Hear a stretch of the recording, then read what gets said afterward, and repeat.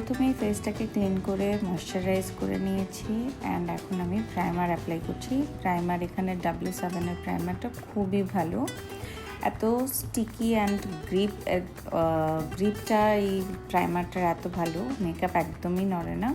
So যারা reasonable রেঞ্জের মধ্যে একটা ভালো প্রাইমার চাচ্ছেন তারা এই প্রাইমারটা অবশ্যই ট্রাই করে দেখবেন।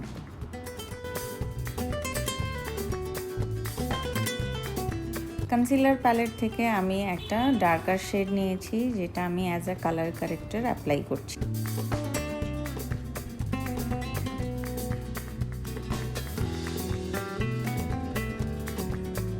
যেখানে যেখানে কালার কারেক্টিংয়ের একটু প্রয়োজন ছিল আমি করে নিয়েছি।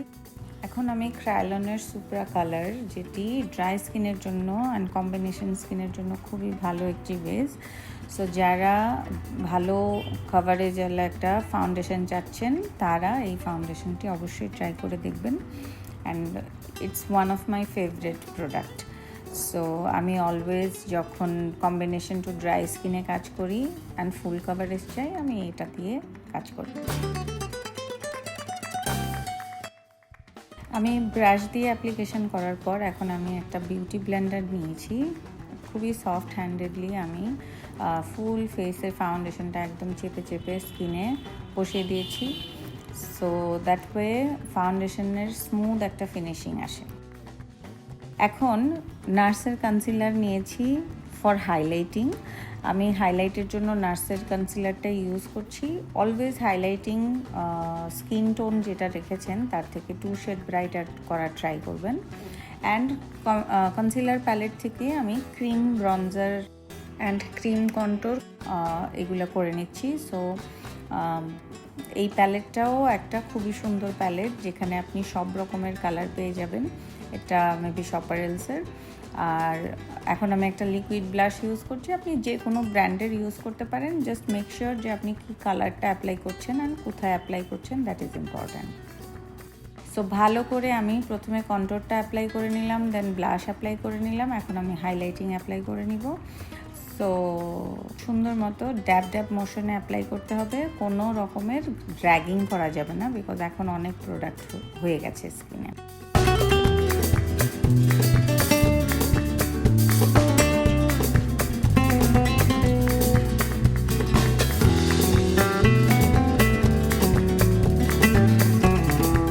মনে রাখবেন, সেটিং পাউডার যখনই আমরা সেট করব তার আগে অবশ্যই স্কিনের যেখানে যেখানে ভাঁজ আছে ওই ভাঁজটা আগে রিমুভ করব, অ্যান্ড দেন খুবই লাইট হ্যান্ডেডভাবে আমরা সেটিং পাউডারটা প্রেস করে বসাবো। একবার সেট হয়ে যাওয়ার পরে দেন প্রেশার দিয়ে সুন্দর করে ভালো মতো ফুল ফেসে সেটিং পাউডারটা সেট করে নিব। এইটা খুব ইম্পর্ট্যান্ট একটা স্টেপ। এটা মিস করলে কিন্তু মেকআপ তাড়াতাড়ি নষ্ট হওয়ার বা সরে যাওয়ার সম্ভাবনা থাকবে। সো এই স্টেপটা আমি খুব মনোযোগ দিয়ে করি। আমি আপনাদেরকেও রিকোয়েস্ট করব যেন খুব ভালোভাবে করেন, এখানে কোনো ফাঁকিবাজি করা চলবে না। Now time for powder contour, powder bronzing. So আমি এটা একটা অব্দো brand, I am not sure যে আমি ঠিকমতো প্রোনাউন্স করতে পারছি কি না। আপনারা যে কোনো ব্র্যান্ডের ইউজ করতে পারেন। জাস্ট মেক শিওর যে আপনি ফেশিয়াল শেপ অ্যান্ড স্ট্রাকচারটা কীরকম সেটা ফলো করে আপনি কন্ট্রোর করে নিচ্ছেন। নোজের কন্ট্রোরটাও আমি করে নিচ্ছি, খুব হালকাভাবেই করছি। অ্যান্ড এটাও সেম ব্র্যান্ডেরই একটা ব্লাশ, স্পেলিং বলে দিচ্ছি ODBO, ওডবো। এনিওয়ে ব্লাশেনটা আমি একটু পিচি পিঙ্ক টাইপের একটা কোরালিশ কালার অ্যাপ্লাই করছি। অ্যান্ড এখন আমি একটা ম্যাট সেটিং স্প্রে ইউজ করছি সো দ্যাট আমার মেকআপটা লং লাস্ট হয়।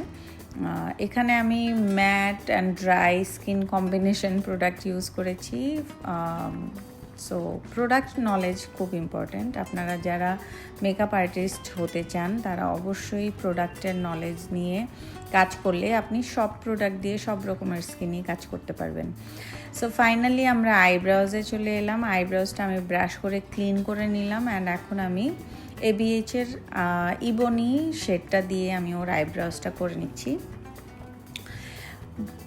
অনেকেই বলতে পারেন যে আইব্রাউজটা অনেক ডার্ক হয়ে গেছে। ফাইনাল লুক হওয়া পর্যন্ত আমি এখানে আমার একটা স্টোরি আছে। অনেক সময় আমাদের ক্লায়েন্টরা যখন ফুল ফেসে বেজের উপরে আমরা যখন প্রথম যে কালারটা অ্যাপ্লাই করি সেই কালারটা একটু বেশিই দেখা যায়। সো আমার কাজের স্টার্টিং ডেগুলোতে ক্লায়েন্টরা খুব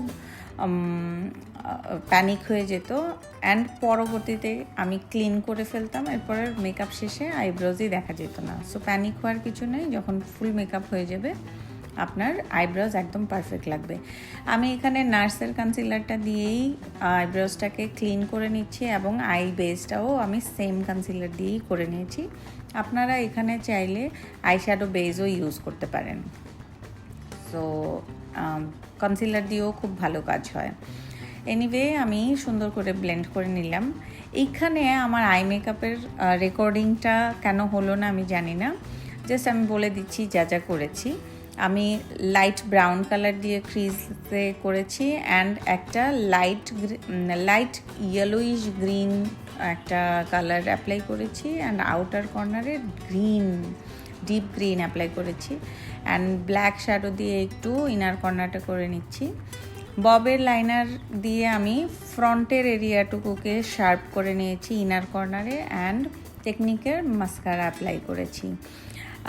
খুব সুন্দর একটা সামার ভাইব আই লুক হয়েছে। এখন আমি টেকনিকের একটা লিপস্টিক অ্যাপ্লাই করছি যেটা একটু ব্রাউন শেডের, এটা দিয়ে আমি আউটলাইন করব অ্যান্ড এথরেলের একটা লিপ অয়েল আমি ইউজ করছি যেটা খুব সুন্দর একটা পিঙ্ক টিন্ট দিবে আপনার ঠোঁটে। আমার এই কম্বিনেশনটা খুবই পছন্দ, ইদানিং আমি নিজেও এটা অ্যাপ্লাই করে চলছি। So very nice product. আর ফাইনালি ফান ফ্যাক্ট অ্যাড করার জন্য আমরা যেটা করব, আমরা কিছু স্টোন ইউজ করব। এটা আপনারা অ্যাভয়েডও করতে পারেন, সেম টেকনিকে আপনারা অন্য কালারও ইউজ করতে পারেন। আমি এখানে গ্রিন ইউজ করেছি বিকজ ওর ড্রেসটা ছিল ইয়েলো অ্যান্ড খুব সুন্দর একটা ফান লুক হয়েছে। আশা করি আপনাদের সবার ভালো লাগবে। আর যারা ক্লাসে জয়েন করতে চান, ক্লাস সম্পর্কে জানতে চান, অবশ্যই আমাদের ফেসবুক পেজে কোয়ারিজের জন্য নক করতে পারেন। Thank you so much for watching. Next week আমি আবার একটা টিউটোরিয়াল নিয়ে আসবো, তো সাথে থাকবেন, আমাকে সাপোর্ট করবেন এবং কমেন্ট করে জানাবেন যে আপনারা কী টাইপের লুক দেখতে চান, সো দ্যাট আমি ওইভাবে আপনাদের ভিডিওস মেক করতে পারি। আর হ্যাঁ, এই সুন্দর লুকটির ছবি দেখতে চাইলে আপনারা ফেসবুক অ্যান্ড ইনস্টাগ্রামে চেক করবেন, আমি ওখানে ছবি আপলোড দেবো। কি সুন্দর ছবি এসছে, just wow. Thank you so much for watching, love you guys, bye bye, take care.